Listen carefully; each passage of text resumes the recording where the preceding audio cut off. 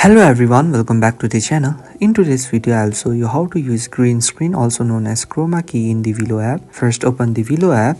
Within it, you can either create a new project or open an existing one. Once you are inside the editor, move the playhead to the point where you want to add your green screen video or image. Now tap on the peep at the bottom menu. Inside the peep, you will see options like image, GIF, video and VLLO stock. If you are using a green screen video, tap on video, but if you are using a green screen photo, tap on image. This will open your gallery where you can select the file that you want.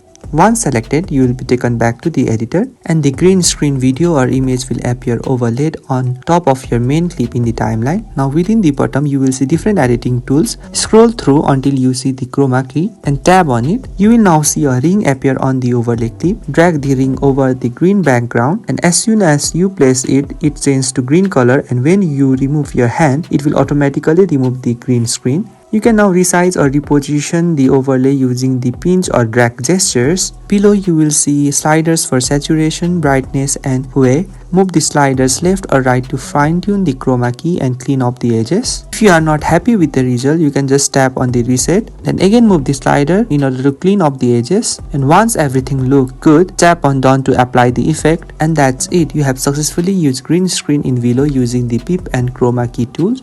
So if you find this video helpful, please do not forget to like and subscribe to the channel. Thank you for watching and I will see you in the next video with more easy VLLO editing tutorials.